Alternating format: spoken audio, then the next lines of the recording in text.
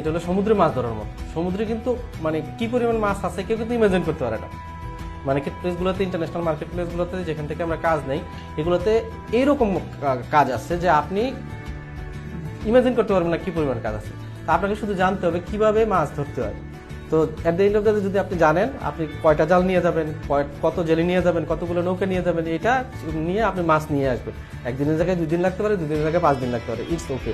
কিন্তু ইন্ডাস্ট্রি হলো এরকম, এটা একটা ম্যাসিভ জায়গা। আমরা অনেকে মনে করি কি যে ফ্রিল্যান্সিংটা হলো একজনে করার জিনিস। এটা ওয়ান সার্টেন লিমিটে ঠিক আছে যে আমি $500 $1000 করে স্যাটিসফাইড, তাহলে আমার জন্য ঠিক আছে, আমি এতটুকু করে আমার স্কিল সেট দিয়ে আমি ইনকাম করবো, থাকবো।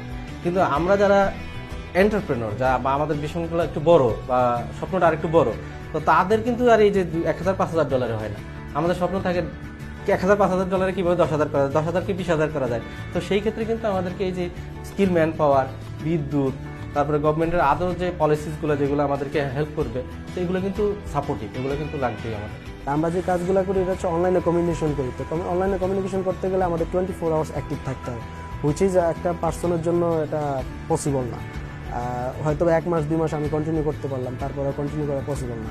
বাট এরকম যদি অনেকজনের সাথে একটা টিমভাবে যদি কাজ করা হয়, তাহলে একটা টাইম শিডিউল করে বা টাইম রোলিং করে কাজটা করা যায়, খুব ইজি হয়। ইন্ডিভিজুয়ালি করলে আপনি একাই কাজটা করতেছেন, যখন আপনি একটা টিম বিল্ড করতেছেন তখন কিন্তু আপনি আরো 5 জনকে কর্মসংস্থানটা দিচ্ছেন।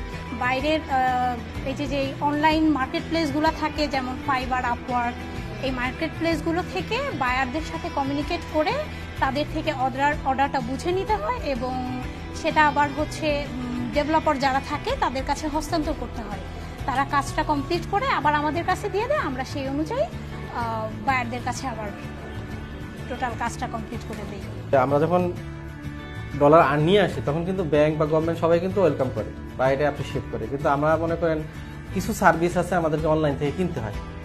আমরা ক্লায়েন্টকে সার্ভিস দিব কিন্তু আমাদেরকেও সার্ভিস কিনতে হয়। সেই ক্ষেত্রে দেখা গেলো যে আমরা যে ক্রেডিট কার্ডগুলো ব্যাংকগুলো ইউজ করি, বাংলাদেশ ব্যাংক যেভাবে লিমিট করে দিয়েছে $300 বেশি আমি একটা পেমেন্ট করতে পারবো না। তো আমার যখন $700 দিয়ে একটা সার্ভিস কিনতে হচ্ছে, $1000 দিয়ে সার্ভিস কিনতে হচ্ছে, আমি ওই সার্ভিসটা অ্যাভেল করতে পারছি না।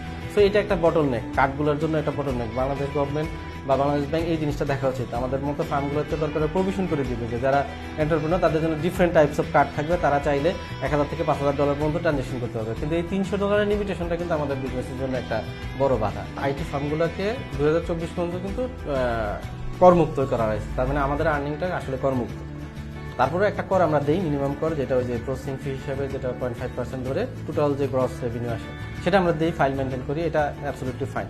সো আমি মনে করি না গভর্নমেন্টের এখনই ওই সময়টা চলে আসছে যে এখান থেকে ট্যাক্স নেওয়া উচিত। আমি মনে করি অ্যাটলিস্ট 2030-32 সাল পর্যন্ত আমাদেরকে এই ধরনের ফ্যাসিলিটিস আরও ক্রিয়েট করতে হবে। তখন আমাদের একটা ম্যাসিভ মার্কেট তৈরি হবে, তখন আস্তে আস্তে গভর্নমেন্ট এগুলো থেকে ট্যাক্স আদায় করে শুরু করতে পারে।